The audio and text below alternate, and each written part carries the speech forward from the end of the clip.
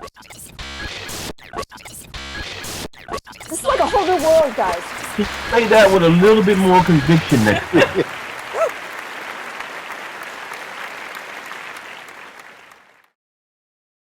Welcome back to another episode of Screenwriters Beat. This is episode 57. You mean like Wesley Snipes, Passenger 57? That's the episode?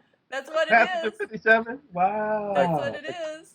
Like a 57 Chevy or a 57 Strat. Chevy. Those are primo years. Oh, I like Good. that. Yeah, they were very good years. Hey, wait a minute.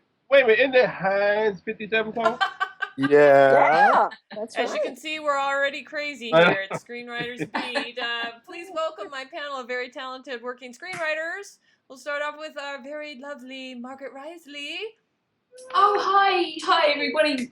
You're supposed Thanks to, for having me. You're welcome. We're Sorry, supposed to tell us, who's your screenwriting crush? You know, what screenwriter would you like to meet? Just one? No, Just yeah. one? Oh, I would love to meet Tony Gilroy, and I would love to meet Shonda Rhimes. Mm. Mm. Yeah. Nice. Yeah. I Nice. like that. Well, thank you. Yeah. Heidi Mastro Giovanni. How are you? It is cutie? so great to be here, and thank you for bringing us together. I love you guys, love our audience. I have two screenwriting crushes. One is a real fantasy because he is no longer with us, but it is Joseph Mankiewicz. I think All About Eve is the smartest, wittiest screenplay ever written. I also think Tina Fey is just so funny. Oh, yeah, So I would she'd love be to just, great. and I'm sure if I met them both, I'd embarrass myself by just, gushing nonstop and being incoherent in my adoration. So, Oh, I didn't mean to tell you. I Yeah. actually have Tina Fey here. No. What? And I'm so gullible. I'm like, really, Anne? Guess who I got on the show? No, sorry, that's not the case. But Tina, you're welcome anytime. Yes. Eric Ingram, welcome back to the show. Hey, party people, how's it going today? Episode 57. All right, here we go. I'm back. Focused. I'm ready for another 57 episodes. I I'm didn't ready. know 57s were that big of a number. I know, right? Well, first of all, men don't say crushes. We don't do that. Okay. All right, bromance. Yeah. Who are you having Yeah. a bromance with? Yeah, we don't do that either. I don't know what that. I don't know. Allow that word to come out into the What atmosphere. would you like to use? Who should do? My mentors or someone I would love to. Mentor. I don't do idols. I don't really have that. So Yeah. mentors for me, yes. Now here we go. It'd be Tony Gilroy. Thanks a lot. Yes, Tony is Yeah. mine too. Well, who wouldn't? Shonda. Thanks a lot. Shonda, You yeah, do. who wouldn't? Oh, then I went And first. the third is Shane Black. Of course, Shane. yeah. He's pretty Yeah. cool. Black Yeah. and Yeah.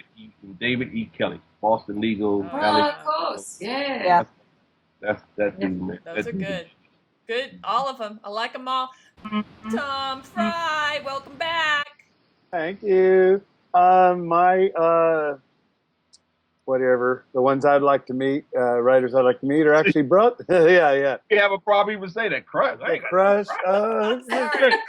I don't know. It just means you Yeah. really admire their work. Yeah.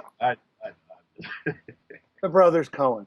Exactly. Excellent, yeah, excellent. They're pretty cool.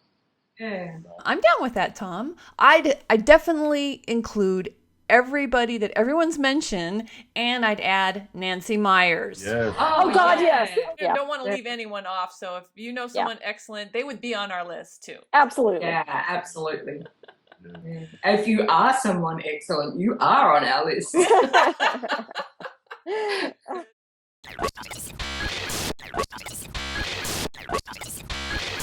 Today's topic is subtext, and it comes from our very own Marla Hayes. Hey, Marla! We love you, Marla. We love We Marla. love you.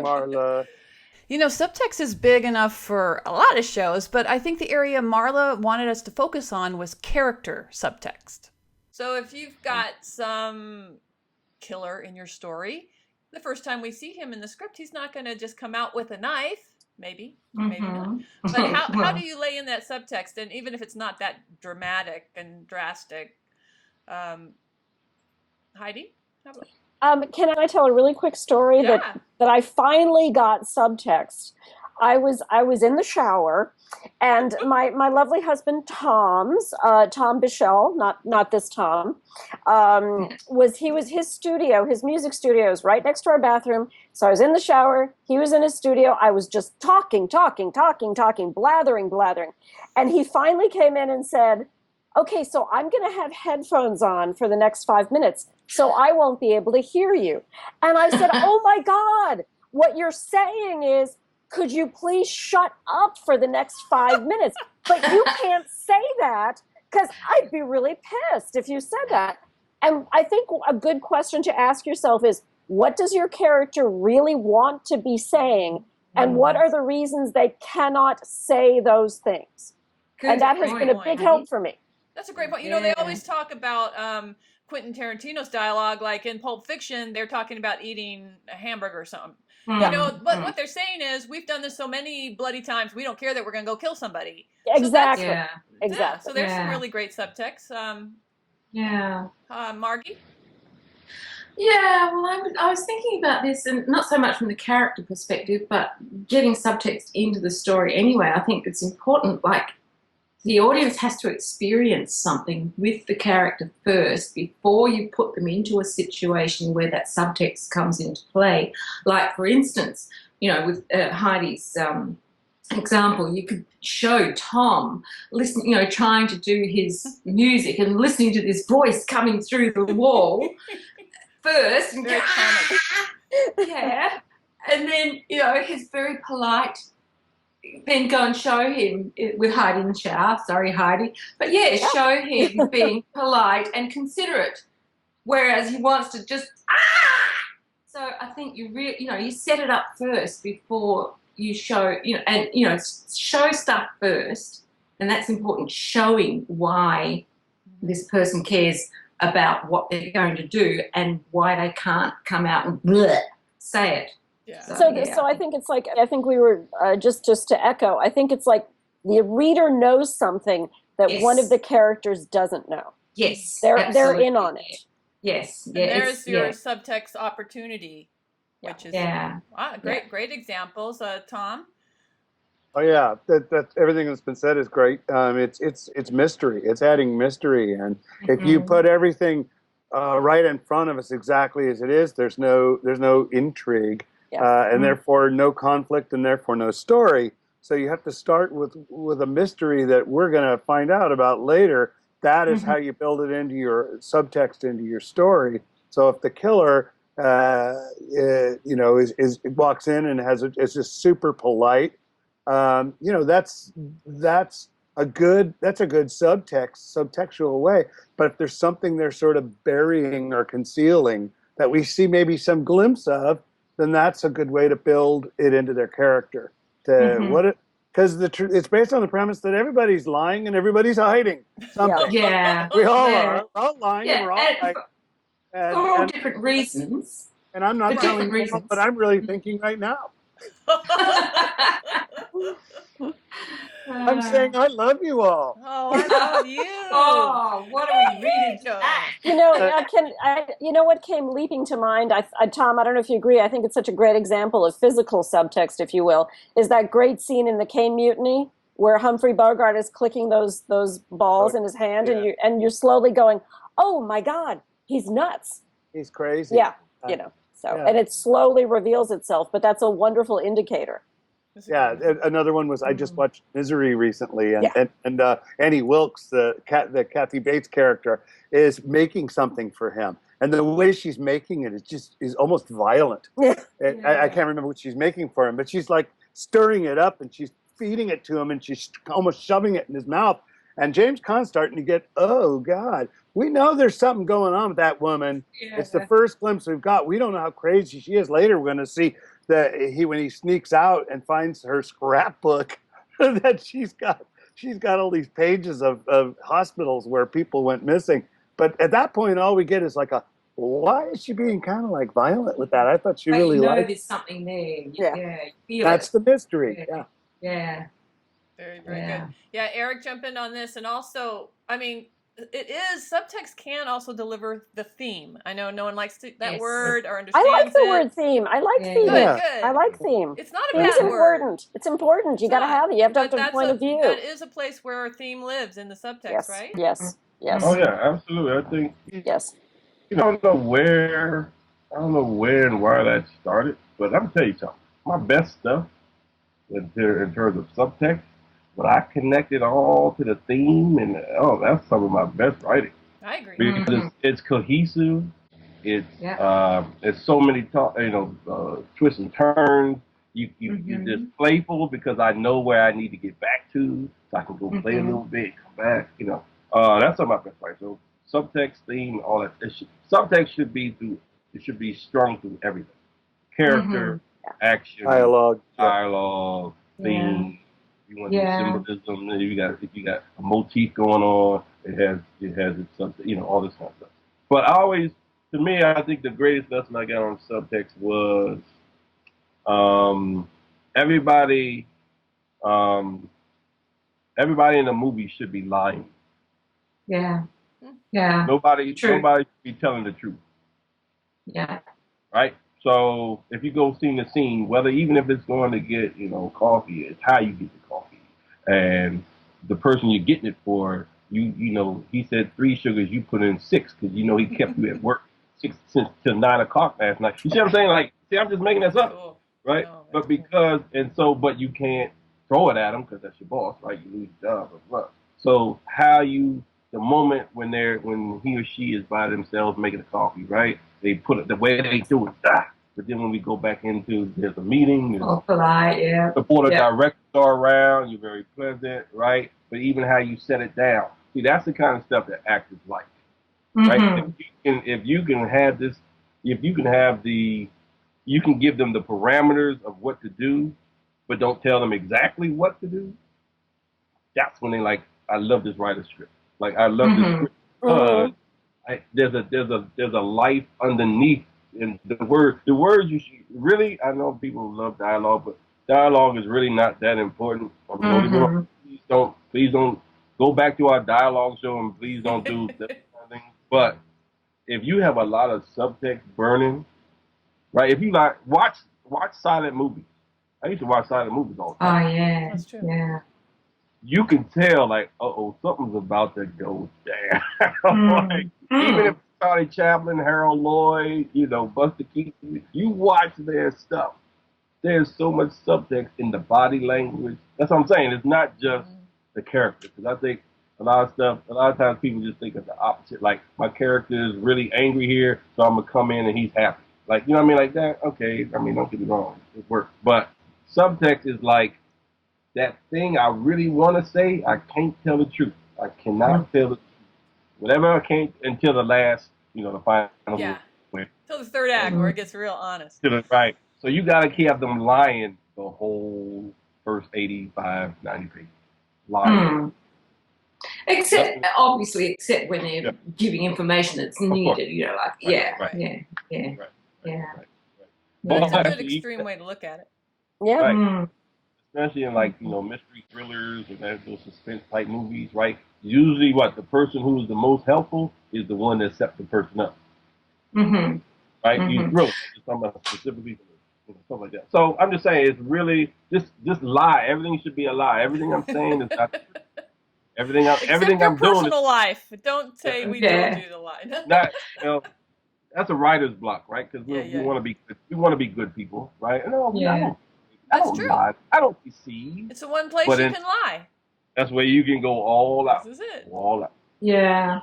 Getting back to the theme, I think, if you've got in your mind what the story's about, and I think I put a post on the Screenwriting U site about this at some stage, I had this major breakthrough. When somebody asks you what's the story about, you can give them a log line, but then there's a greater depth to the story. Like, for instance, I was just doing up a pitch that I needed to send out about a comedy. A celebrity chef loses a baby in a diamond heist gone wrong. That's the basic, concept. But the underlying theme is that, she's somebody from the wrong side of the track. She's made it. She's ashamed of her roots. She covers it up, so it makes her doormat for this antagonist. And that's what the story's about, learning to accept yourself. So that's where a lot of the subtext comes from, who this person is inside, nice. but Yeah. she doesn't want to show the world who she really is. So there's a lot of subtext going on, and hopefully the audience understands what I've written, but that's where a lot of character subtext comes from. Who are they? What have they got to hide? What are they afraid of? What are they hurting about? That sort of thing. So it's, as well. And, that's where a lot of the lies come from too, yeah. Sure. I love how subtext is a great way to give secondary characters a real purpose. I have a friend that's an actor, and he plays a lot of times like the protagonist's friend or uncle or politician or something. And he always says he feels like his role is that he's laying pipe. That's his term, laying pipe. Uh-huh. Basically, he's saying that laying the pipe is laying the plot out. So he's the secondary character with the protagonist, and they're like filling out the plan of action. And I just think if you could add subtext into that, then you're really going to be writing a juicier role that actors will want to play. Can you all, let me ask you this, Christopher. Can you all name a movie where there was subtext in every scene? Casablanca. Ah, just the best movie ever. Yes. Yeah. Yes. Yeah. Oh my God. So wonderful. Anything else? Anybody else? Chinatown. Oh, yeah. Yes. Chinatown movie. Excellent Yes. example. Pretty much everything. All About Eve. All About Eve. Great script. Great script. I asked you that. I asked you that because I think sometimes there's overkill, right? And sometimes it could be so it could be like subtext, like it's so deep, right? Because That you miss it. having fun with it that it slows the story down. So there's certain, like in this scene it may be the character, right? In the next scene it could be the dialogue. In the next scene it could be the action. And you see what I'm saying? You keep peppering different ways instead of the same thing all the way through. You know what I mean? Yeah, absolutely, yeah. That's smart to vary it. Yeah. In fact, Casablanca is the first time that I, like when I was starting to read scripts, that's the first time I really noticed, took particular attention to subtext. Yeah. I thought, wow, this is a great script. Wow. It's a great script to read, obviously, in addition to seeing the movie, which I've seen hundreds of times. Read the script. It's fabulous. Yeah. Those writers back then, man, they had it. They really had it right. Well, they came from a world of literature writing, literature, and play exactly, and plays, right? And not lots of action and like exactly wham bam stuff, explosions and lots of visual effects, special effects. Yeah, I would definitely had say to be story. Character, story. Yes. Yep. We do sometimes get sucked into just writing for our genre, and that can cause gaps in probably the subtext. Right. How about writing do we have any subtextual written action scenes?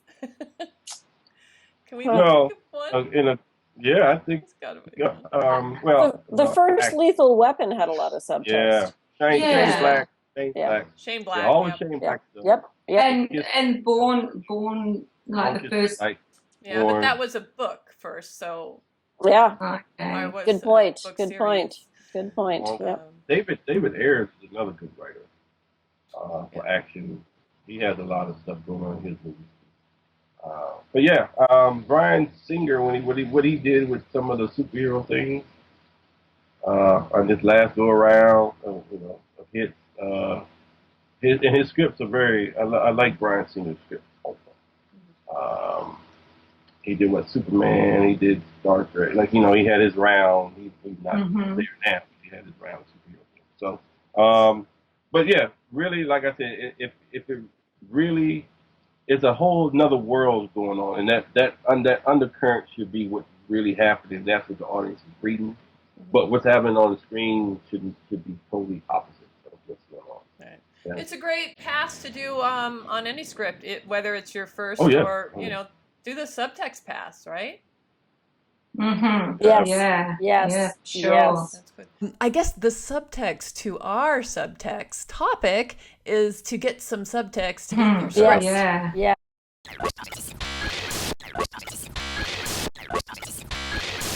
So today's Q&A is a standard question that we always get, but everybody always wants to ask it. And it's a good question. And it's about, when do you move to LA?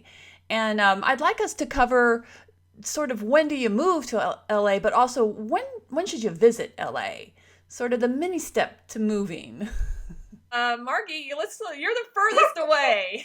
When did you go to LA? Well, I have visited LA, I think 3 times for producer events, and that was so valuable to network and get to know more about the business. This was with Screenwriting U, of course.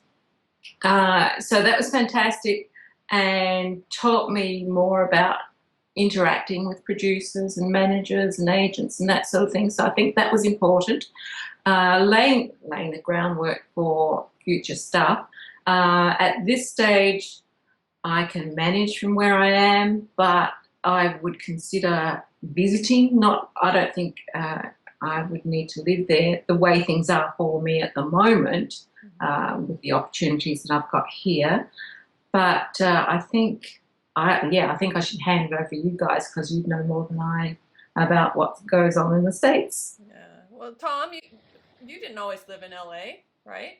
No, I was actually from here, and then moved to Northern California, and then ended up in Texas for 12 years,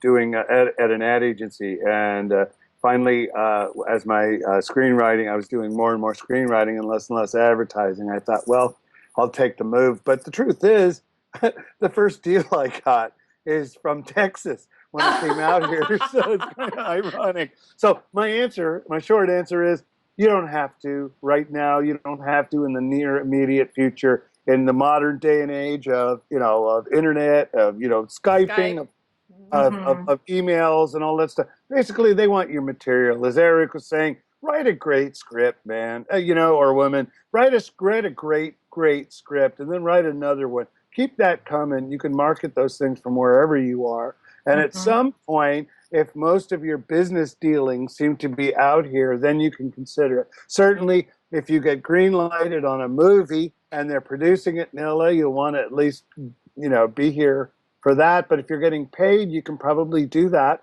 and then go home to wherever you are. The only time you really, really need to be here is when you're making deals and going to deals and pitching and meetings and stuff like that in person and meeting top people. If you get close to an A-list screenwriter, then this is probably the place to be, LA, this being LA. I moved back here just because it was a good time for me, and my business was done in Dallas. But like I said, my first script was from a producer in Dallas, where I just left. That's so funny. Hello.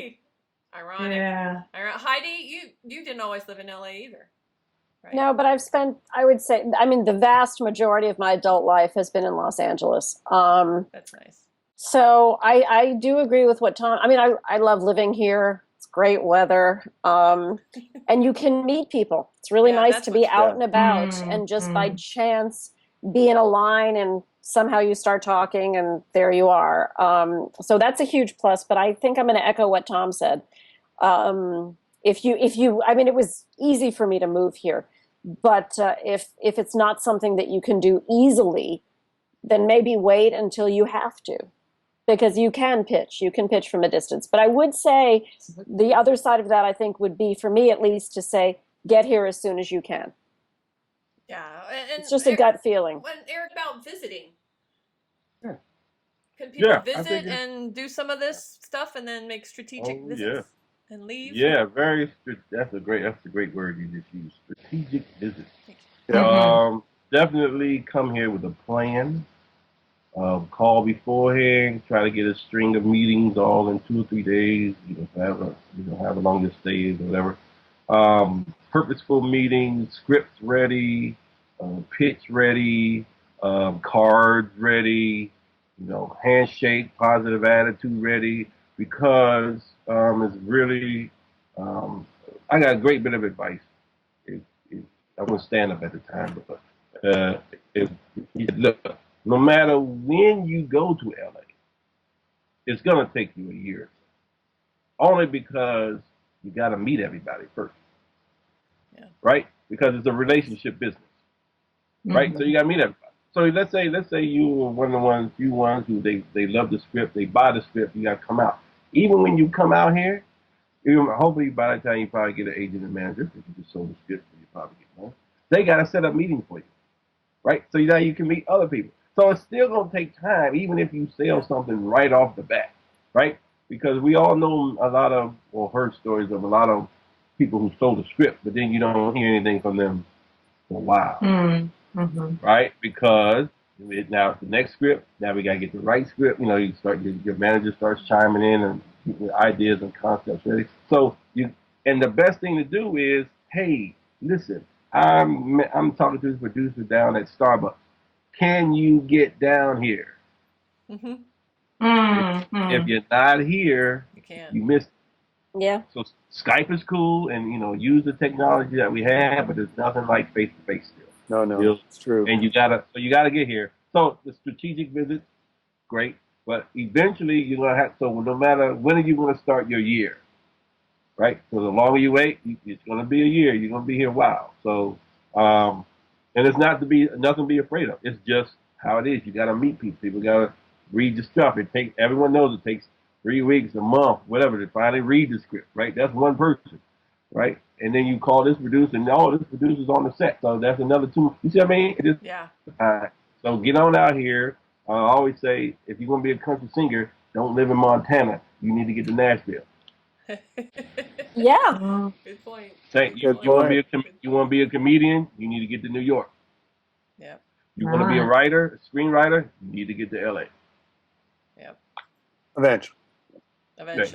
Yeah. Right. So I would agree with all that too. I'm the only one here that doesn't. Well, outside of Margie, I don't live in LA. I live in Las Vegas. You're close though, Anne. Well, you could be here in a second. I know. You I consider it a suburb.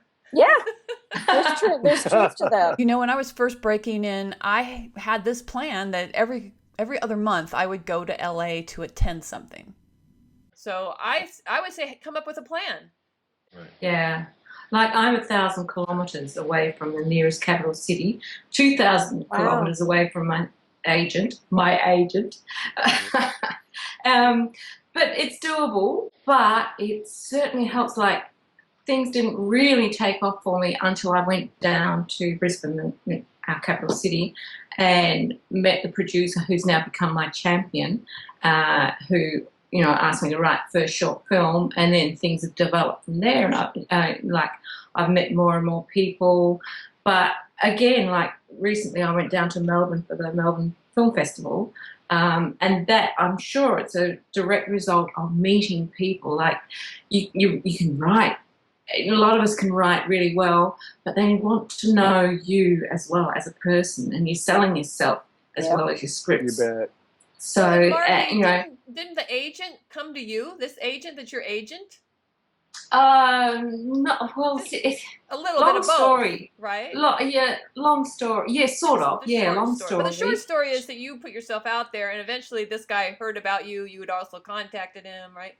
Yeah, I'd contacted him. He'd done things for me for free in the past, and I let him know that a producer was about wanting to option another script, and he offered to send the option agreement, to her, and then mentioned that he was representing me, and I thought, he's representing me, so years ago, even 6 months ago, I wouldn't have had the guts to say, can we clarify this situation? Are you offering to represent me? What are our expectations of each other here? I wouldn't have had the guts to say that to an agent before. Mm-hmm. Right. So the next thing, he sent me an agreement to sign. Right. Sure, let's do this. Let's do it. And I had some questions about the agreement, and I wouldn't have had the guts to bring those questions up before, but I just asked them, he answered them, I was happy with them, and here we are. So yeah, it happens. Well, but Yeah. Again, it's relationships. You've got to keep building the relationships and being professional. Yeah. Well, and building it with what your little bit of basically LA where you are. You know, Mm-hmm. it is Yep. in other cities and other countries and other states. So look for Yeah. that. That's a good first start. And Yeah, yeah, for sure. I mean, like if you're in Austin or near Oh, Austin, yeah. there's several festivals that happen, and they're really critical. And you can actually, to everybody's point before, you can actually meet and start to build relationships with some of those folks. So, Mhm. and so a lot of them live in LA, but they go to those festivals and stuff. If you're in New York, the Tribeca Festival is huge. People come there and pitch scripts and meet with one another and Sundance as well, Sundance. which is So in Park Slope, yeah, so Utah. they're Yeah, all so over there's all over places the to go. country. So in the meantime, start doing that and building, because as Eric said, it's a relationship building business. And so start building those relationships, and then maybe eventually you'll want to come to LA and be in our next earthquake with us. Oh, Hey, no. poo poo poo, poo poo poo. And then We had one. oh, sorry. Yeah, Marky You, had one. You had one. That's right. Yeah. Yikes. all right. Yeah. So you guys, hopefully you guys heard a couple things, really important things that we just said, because really, really, really, it's something you don't really hear about. So I mean, the stuff we're talking about is kind of what you kind of always hear: get here, relationship, business, right? Okay. But here's another thing that I rarely hear, but it's so important. When you're around people who do what you do, it's a whole different thing. So let's say I'm in Maryland, where I'm at now, right? It's not a film town. It's not TV. I mean, stuff that's here. Politics, CC, right? That's government. Okay. So when you're creative, but you're in a different environment, you can still create, and nothing's gonna stop you from creating. But when you get around other creative people and you see how they work, you see that you right, it inspires you to do more. True. Or they teach you tricks of the trade that is not in a book. But they have us. Right, Yeah. right. You know what I mean? Yes. So that's another reason is It's to true. get around people who do what you do.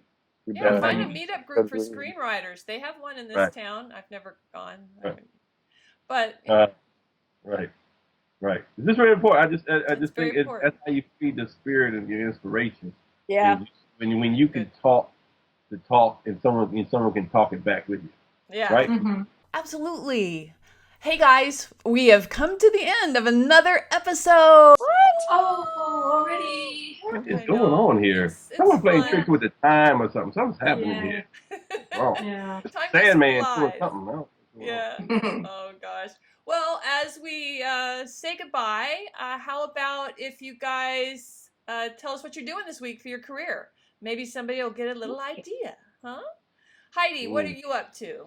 I'm in the middle of writing the sequel to my comedic novel, so I'm going to continue with that. great. I'm having fun, and I also am working with a fabulous, I adore this woman, a wonderful web designer, because I'm going to launch my author's website soon. Great. Great. Nice. Nice. Brilliant. Well, let us know when it's out there. Thank you, darling. I will. visit. And thank you guys. And Anne, thank you for bringing us together. Thank you guys. I love you. Thanks to our audience for watching us. Yeah. Cool. Eric Ingram, Yeah. thank you for being here. Thank you What so are you much up for to? having me. This has been a blessing. Good. Because of Yeah. recent events. We need to virtually hug you. Yes, thank you very Yeah. much. Appreciate that. Yes. So much, not so much career stuff in this week. I'm getting back to it. It will be Good. in September. I'll be back. But this was to me like this kind of anchors me back into what I do. You know what I mean? So it's cool, but it's life. So I'm not the first person this happened to, and I won't be the last. But I will say that writing is a haven for me. So kind of like I want to do it.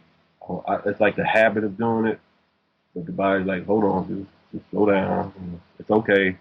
So once everything is back to all cylinders are kicking again, I'll be back to work, kicking scripts out like I do. I will probably have a conversation with my new manager that I Yes, yay. Nice. I'll do that. I know it's a long way, but I guess I'll say that I talk myself to that Yes. answer.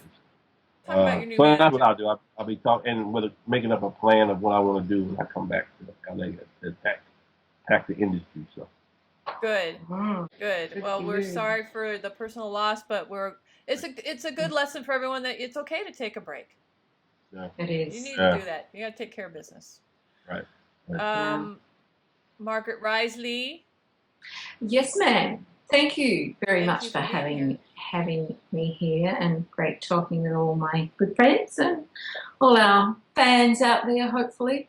What am I doing? Well, I've got some paperwork to go through for a deal, which is nice. Hey. And I'm working on a concept that I developed some time ago. I think I'll take that a little bit further, plus a new one that I came up with recently. I want to play with that a little bit and see if I can make something really good out of it, and then decide which one to write. Oh, So that's me. That's a good place to be. Hmm. All best with you for that. Tom Fryer, Thank you. thanks for being here, man. Thank you for having me. I love it. I love all you and all of you out there in YouTube land, wherever you are. I'm happy to be on here too. And just as Eric said earlier, it's like you get something from being around people who are doing the same thing you are every time. So that's the blessing here.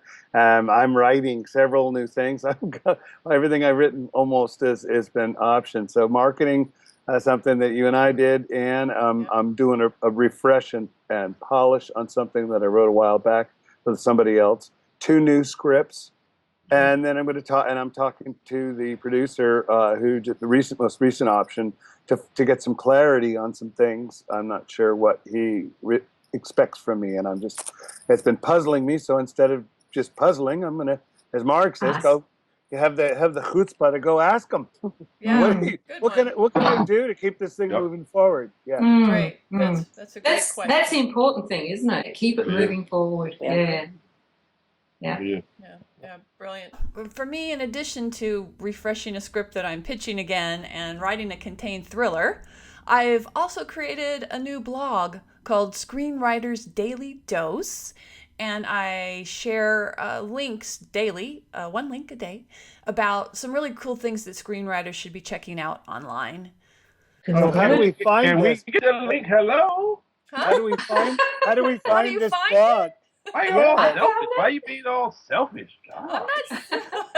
Screenwritersdailydose.com. I will put that up for people. Fabulous. Fabulous. Thank you. It's for screenwriters everywhere. And if anyone that hears anything they think I should share a link, let me know. I'll put it up there. Okay. Margie already did. I put yours up, Margie. Oh, good. It's coming. So it's just one comes a day, but there's a bunch already up, so you can go and read up on things you've missed. They're still current. But cool. Well, thanks, guys. Thank you. It's a good way to get out information, and especially about our show. It's promoting us. Exactly. Yes. Right. Yep. I mean, when they look and see that we have 57 shows. 57. We're no joke. We're no flash in the pan. Even if you don't like one variety, there's 56 other varieties of this show. Brilliant point. Way to go. Well, guys, thanks again for being here, and thanks for everybody out there watching. We love you. Yeah. Keep writing. Bye. Bye.